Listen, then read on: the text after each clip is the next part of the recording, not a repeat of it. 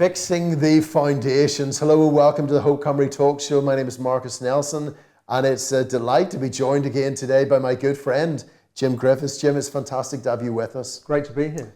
I'm looking forward to this conversation. 27th of August, our Prime Minister Keir Starmer said this in the garden of 10 Downing Street. Before the election, I also gave a warning. I said change would not happen overnight.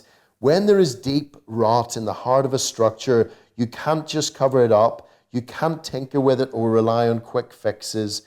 You have to overhaul the entire thing, tackle it at the root. Fixing the foundations is the way in which the Prime Minister has described that. Jim, why is it that our Prime Minister, just a few weeks within the job, felt that what he had to say was that he was going to have to fix the foundations of modern Britain? I think what he can see is that things are not working, that our society is broken in so many different ways. You know, despite all the efforts of previous governments, all the different initiatives that we've had in, whether it's health or education or law and order, we find time and time again that things just don't work, that the initiatives just don't seem to be delivering what we hope they would deliver. There always seems to be more to be done. There seems to be something, as I think he said, that is rotten at the core. And so he is trying to attempt to bring his own sort of answer to that problem. And that's a widespread feeling, Jim, isn't it? He's not the only one who feels at this point that that is something which would need to be done. How has, the pandemic, cost of living crisis, sort of concerns about levels of immigration, wars more widely, how have all those things contributed, Jim, to the sense that things aren't the way they should be or aren't the way they have been in the past? Yes, we seem to be having a time of particular crisis, don't we? There just seems to be one sort of thing after another that seems to have heightened the sort of recognition that we really have problems that we face as a nation that do seem insoluble in many ways. But actually, I think that the problems that we face are the problems that society has always faced in one way or another, that actually people have always recognized there are sort of problems. There's something wrong that needs to be fixed. I think we're just at a particular point of crisis, perhaps, in the 21st century. Yeah, and many people feel that life is going badly for them. And Absolutely. we see that in individual lives and played out across the nation. Is there a sense, Jim, I'm sort of thinking back, neither of us are old enough to have seen a world war or anything like that. And before the pandemic, or those sort of 4 years ago when that began until, for the 2 years after that, there was a sense in which none of us had really lived through a time in which everybody's head was sort of pushed under the water. Most people seemed to be doing okay. And then there might be individuals that would go through particular difficulties and they'd feel like their head was below water level. That was the first time in sort of my experience and our experience that as a culture and a society in general, something happened to us all which shut down, changed our way of life. Have we recovered from that, do you think? I don't think we've probably recovered fully, no. I think that there was a real sense of and a recognition, perhaps as you say, that because we haven't lived through it, at least a generation or two hadn't been through that experience before, a sudden recognition that actually our lives are fragile, that we are now facing something that has the ability, tiny though it is, to totally upend our world. I remember the same thing at the fuel crisis a few years before. It was a much lesser scale. But people suddenly realised that actually the infrastructure of our country is very delicate, and the moment that one part of it is affected, the whole thing can break down so easily.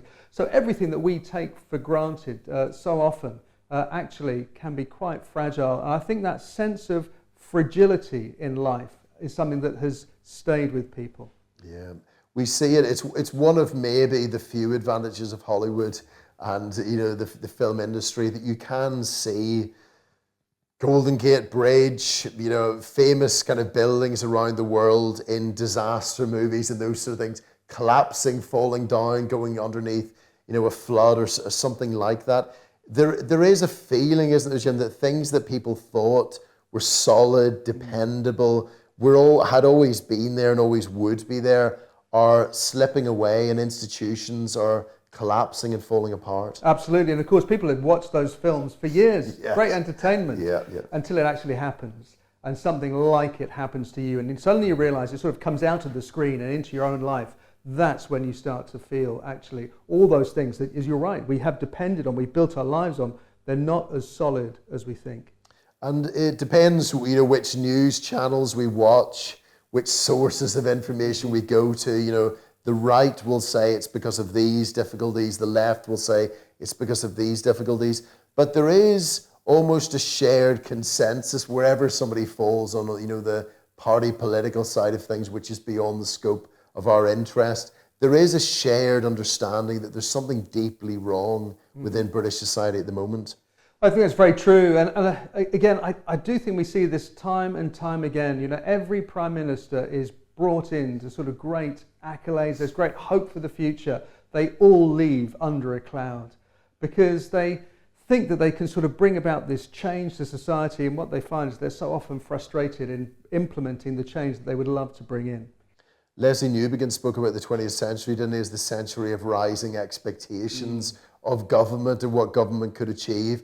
But what you're saying, Jim, is that in recent years, certainly with one administration changing, leading to another, that in reality, those expectations of the past of what government can deliver are just not realistic. Absolutely right. I think people become disillusioned with their leaders because actually they realise their leaders are not the messianic figures they hoped they were, who are going to lead them into a promised land. They turn out to have all sorts of flaws and problems. We saw that particularly, for example, with Tony Blair, that he was brought in really almost as a messianic figure, coming in after years and years of Tory rule.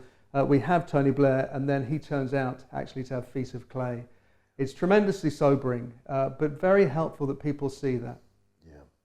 And what do you think then, Jim, our Prime Minister Keir Starmer understands by the foundations of the country which he's seeking to fix? So he's looking in the right direction. He's aware that the whole structure, the infrastructures are shaking, and that there are deep problems. What do you understand him as meaning by the foundations of our country? It's a good question, because I think what he means by foundations is not necessarily what I would call foundations. And I'd like to push him a little bit further on what he means, because he seems to be pointing to education, health, law and order, and so on. Those are the structures of our society, but they're not ultimately the foundations of our society. There's something deeper than that. There is a system of values and beliefs that lies underneath it that really gives rise to those structures.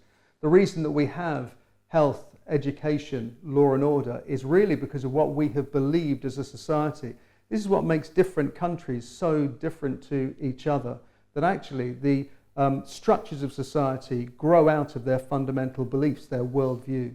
So do you think in that sense, Jim, the fact that his popularity rating is dropping fast and has been dropping for some time, does that reflect something of that awareness that perhaps, even though he's looking in the right direction, he's not actually looking far enough in terms of what those foundations actually are? And so all he's really doing is beginning to try to deal with the symptoms rather than the root of the problems. I think that's absolutely. I mean, his popularity rating may be for various reasons, but I think you're absolutely right when you say that he is, in a sense, we could say, rearranging deck chairs on the Titanic. That actually there's something far more serious. The ship has been holed beneath the waterline, and he is just dealing with the sort of symptoms of the ultimate problem. And actually, it's not rearranging these things that we need to do, it's getting to the root of the problem that is going to be the solution for the country. Very good, Jim. And there is, so within that crisis which is going on at the moment, in which it feels that society is disintegrating and fragmenting more and more, and we see social, political, moral problems like escalating in so many different ways that would have been almost inconceivable, sort of 20 years ago. What would you say then, Jim, are the foundations of modern Britain? Like, what are these different structures actually built upon? Yeah, so if you go back in history, you have to really say, well, why is it that we have the health service we have? It's because we have a particular view of what people are, that people are ultimately of value and of worth. And so we are willing to invest huge sums of money in their health. The same with education. We believe that all people are of value, and therefore we will invest significantly in everybody's education, not just in the education of an elite. Well, where does that view come from? That view does not come from a sort of a materialist scientific perspective on the world. That view comes from ultimately a Christian view, believing that man is made in the image of God. Unless you have that at the foundation of your worldview, ultimately all of these structures are going to crumble, because people don't have in themselves an inherent value. It's only when you believe that there is a God out there who has made this world, that people are made in his image and therefore have an inherent value and dignity, that having a health service and spending billions of pounds on people's health, having an education service and spending billions of pounds on people's education is actually worthwhile. So you say, well, what is the foundation beneath everything? Ultimately, it is the God who made everything. Very good, Jim. And in that way, so that's in terms of healthcare. We could say the same about education. What about government and the British monarchy? How does that play out in that respect as well? Yeah. So again, the form of government that we have, it can all be traced back. The fact that we have elected representatives within the Houses of Parliament who, and the fact that that system operates on the basis ultimately of trust is the product again of ultimately a Christian culture, a Christian worldview. Something that Tom Holland, thinking more generally about the way in which we as a society have formed, can be traced back to our Christian heritage. So particularly, for example, having a background in law, just the whole of our sort of system of law and order, that where do these sort of principles, rules, values come from? It all comes from Scripture in the end. Yeah. Very good, Jim. And that's been reflected at different times in our nation's past. National days of prayer, during the First, Second World Wars. There was one, I think the last was in 1947. And at those times, leaders, the monarch at different times called the whole nation together, saying that we've gone beyond the limits of human possibilities, we've run out of our own resources, we need to reach up above and seek help from on high. So what you're saying, Jim, is that the actual foundations of Britain, in its history, in its institutions, in its education, healthcare, are part of a much bigger picture, a universal picture and universal foundations and origins which are within the triune God. Yeah, that's absolutely right. Exactly that. Yeah, that underneath everything, I suppose everyone has a worldview, and that worldview informs the way in which we live and the society that we want to create. And it is the Christian worldview, of course, that's informed by Scripture, that has given rise to Western civilization. Why is Western civilization so rapidly in decline at the same time that we have turned away from that faith? Well, those two things may be connected. Yeah, absolutely. And why is it, Jim?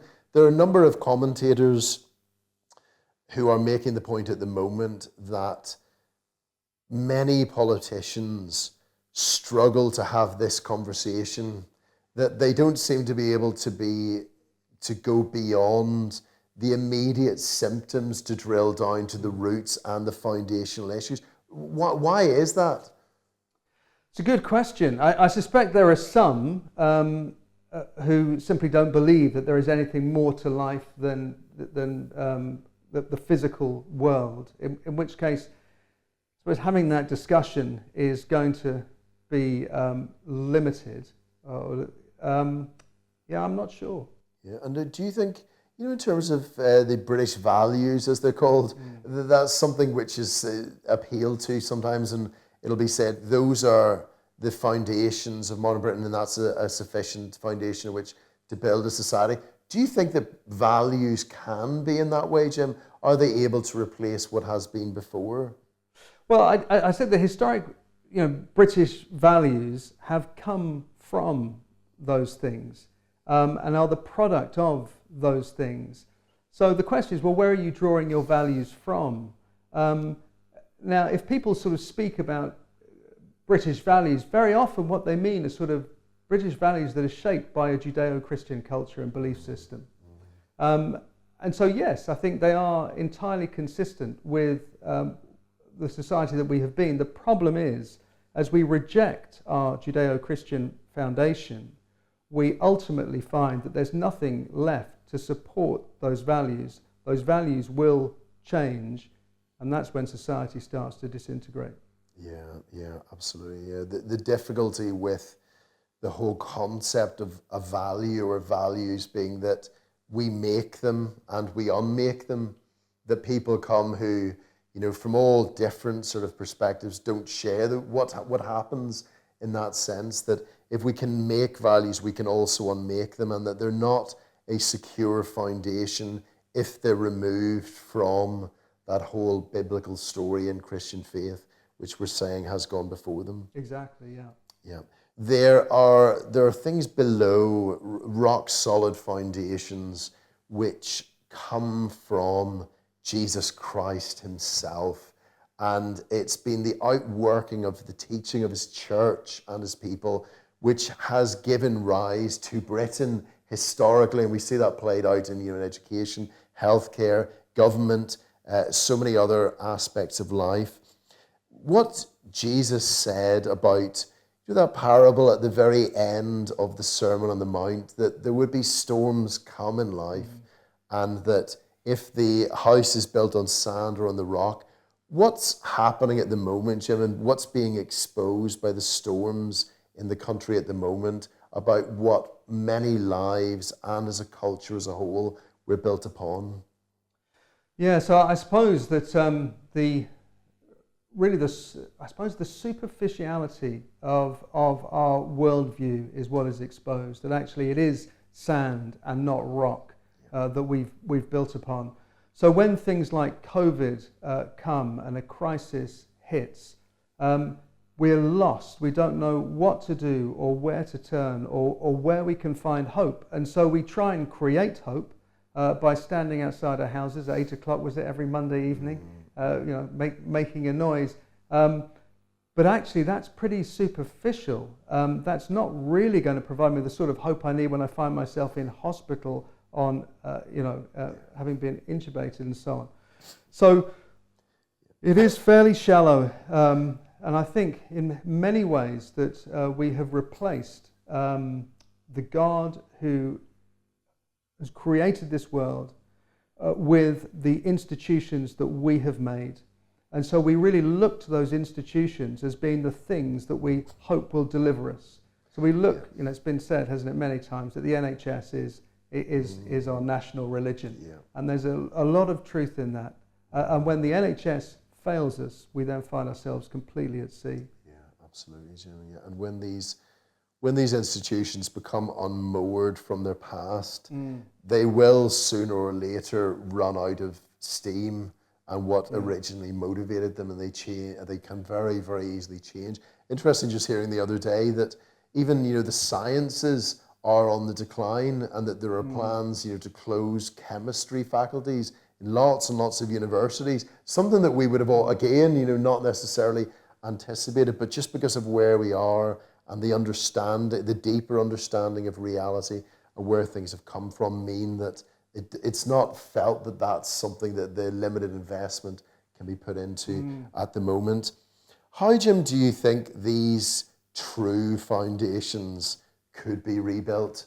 Is it something for the Prime Minister, or is it something for you and me? Well, ultimately, it is something, I think, for you and me and for everyone. It's a grassroots change that needs to happen rather than something. It would be great, wouldn't it, if the Prime Minister were to call us back to Scripture, were to call a national day of prayer. That'd be wonderful. But ultimately, I think it has to be a grassroots movement. I think of the Methodist movement of the 18th century, and it's been suggested by some historians that one of the reasons why Britain avoided a revolution was because of that movement. And that movement was ultimately a grassroots movement that took hold across the nation. And what it did, that nothing that government can ever do is to change human heart. It transformed people, and it made people different. And so we avoided the revolution, we avoided any sort of civil war because the gospel had come and people's hearts had been changed. And that's what we need again. Now, how do we see that happen? Well, that is for the church, isn't it? To be out there sharing the good news of Jesus, be on the front foot for the gospel, being much bolder, much more courageous, and much more honest about the gospel with the nation. And do you think, Jim, as there has been at times in the past when there have been dark days, the people have come to see that, you know, truth, freedom, dignity, justice, equality, all these, you know, values that we would take so seriously, they've seen that the only real foundation and home for those things has actually been the Christian church. Do you think in some ways that process is happening again or beginning to happen? It certainly did begin to happen. I'm thinking again of COVID, and certainly after COVID there was a spike in people's interest. And if you look at Google searches at that time, for example, people were searching for things related to God and the Bible and truth in that sense, much more. My fear is that the road to hell is paved with good intentions, that actually society does change after it's been shaken by something like that. People are made awake, woken up rather, but it lasts such a short time that people so quickly sort of drift back and away from what they've seen. So what would you say is likely to happen next in that way, Jim? You know, so we have been living in infrastructures that have been increasingly built on sand, having over a long period of time slowly moved away from the true foundations, and those structures and just the whole ways of thinking and being have been attacked, you know, come under the threat of one storm, as it were, after another. If there isn't a rebuilding of the true foundations, what do you see sort of happening next? Like, do you think things are going to get better in British society by themselves, or do you think it's going to continue to deteriorate? No, I think things will, I mean, if we continue to be sort of hit by crisis after crisis for which there seem to be no answers, ultimately society will become a very nihilistic place, because people will say, well, these problems can't be solved. I might as well look after number one, eat, drink and be merry, because tomorrow I die. And so society will become increasingly self-centered, and there will be an increasing breakdown, hostility between different groups. Yeah, and what can we do, Jim? We long to see the people seeing that the way forwards is actually back to those old foundations, back to Jesus. Has that happened in the past, that, you know, a nation has been driven to its knees and then has come back to Christ, and has he welcomed them? Has he given them a new beginning? Is that possible? Well, I think people would look at society and say, well, it's impossible that society should change. But actually, it has happened in the past, and it's happened many times. I think particularly of the 18th century, the beginning of the 18th century. I think people forget how dark it was, that the church was corrupt, that society was corrupt in all sorts of ways, that there were huge problems that society was facing, that society really was disintegrating. And then came the great 18th century evangelical awakening, and society was completely transformed. Now, if God did it then, he can do it now. And so I think the call for the church is to pray. That's what we need to be doing, because we cannot do this in our own strength.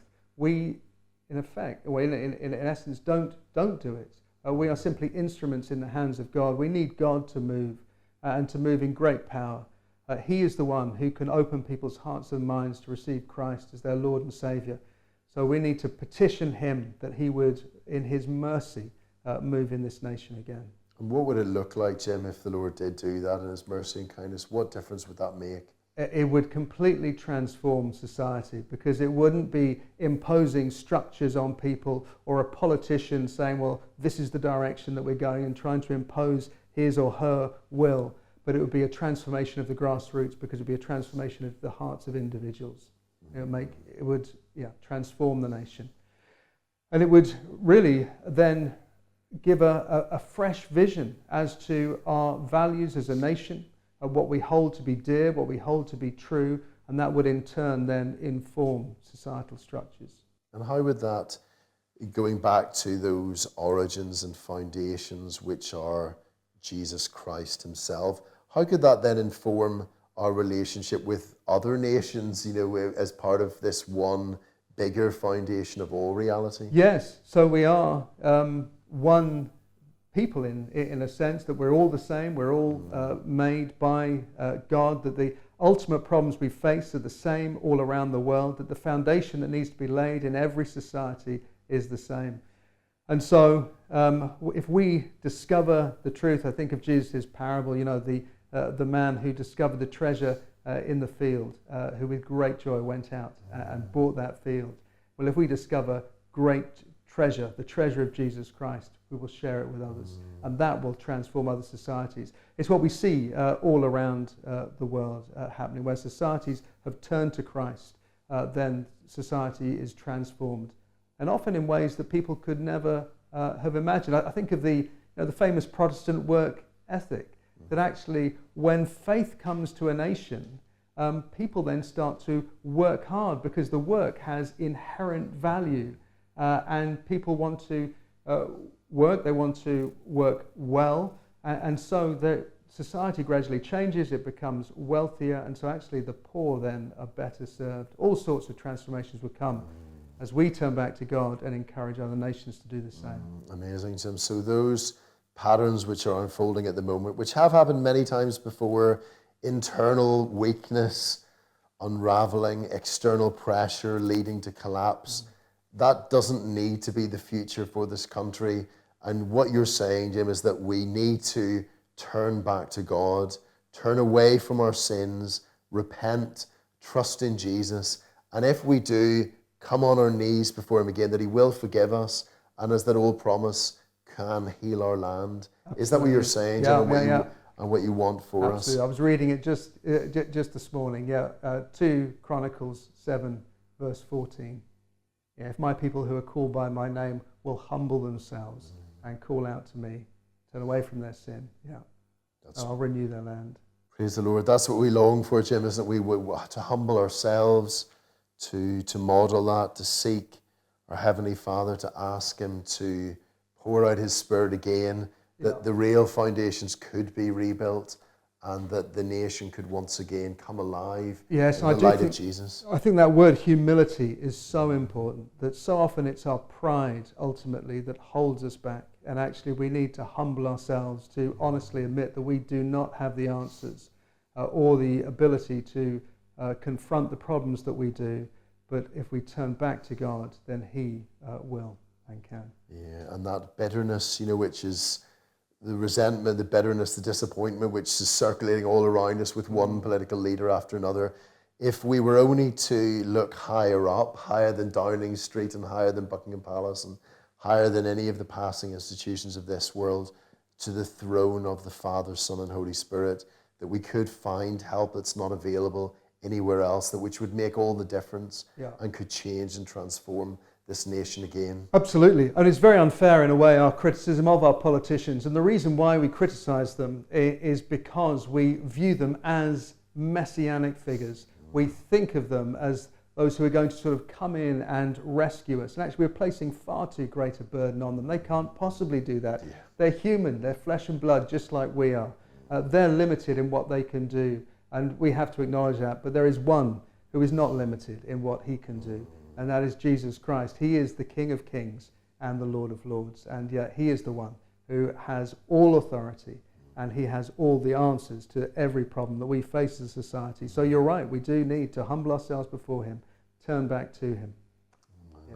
Well, thank you very much indeed, Jim. Fixing the foundations. Our Prime Minister is pointing us in the right direction. We want to go all the way and to reach out to Jesus Christ himself and seek his reviving power and forgiveness and hope and life for this nation. Thank you very much indeed, Jim. God bless you.